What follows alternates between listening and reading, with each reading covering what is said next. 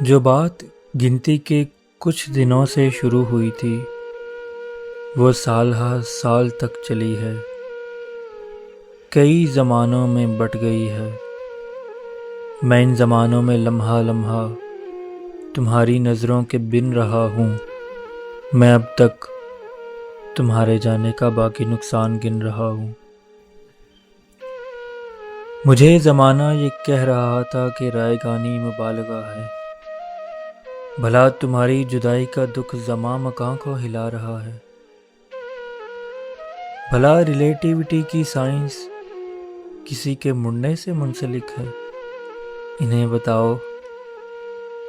بتاؤ کہ تمہارے جانے کا دکھ اٹھا کر فقط اکیلا وہ میں نہیں تھا جو ذرہ ذرہ بکھر گیا تھا۔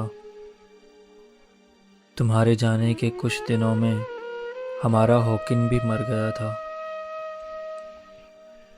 اور اس کی تھیوری کے کالے گڑھے جنہیں ہمیشہ تمہاری آنکھوں میں دیکھنا تھا وہ میرے چہرے پہ پڑ گئے ہیں، وہ میری آنکھوں میں گڑ گئے ہیں۔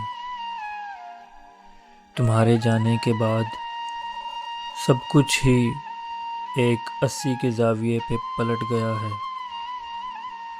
کہ میرا ہونا تمہارے ہونے سے منسلک تھا۔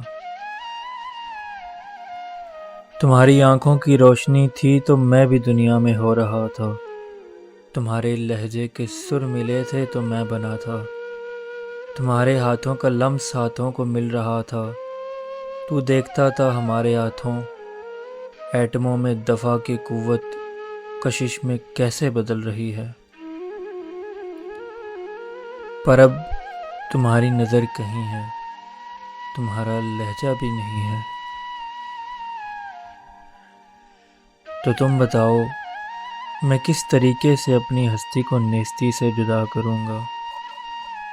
میں دنگ آنکھوں سے ساری دنیا کو دیکھتا ہوں اور اپنے ہونے کی کوئی علت تلاشتا ہوں۔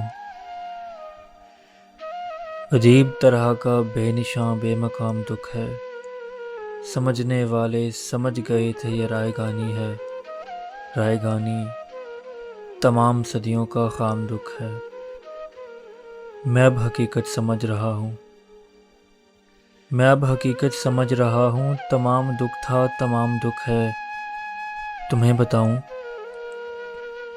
کسی کے ہونے کا کوئی مقصد کوئی معنی کہیں نہیں ہے۔ اگر تو نیچے نہیں مرا ہے تو اس سے پوچھو کیا کریں گے زمیں پہ رہ کر؟ پلیں بڑھیں گے، بقا کی خاطر لڑیں مریں گے،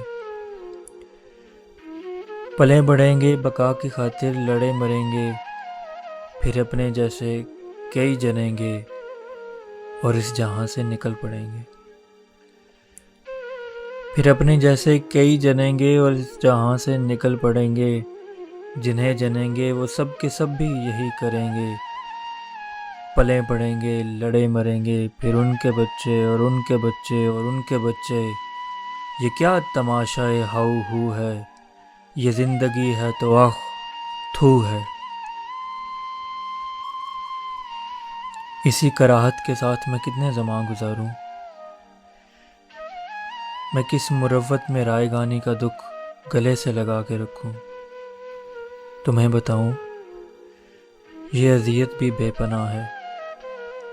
میں اس حال میں جس جگہ جتنے دن رہا ہوں، میں اب تک تمہارے جانے کا باقی نقصان گن رہا ہوں۔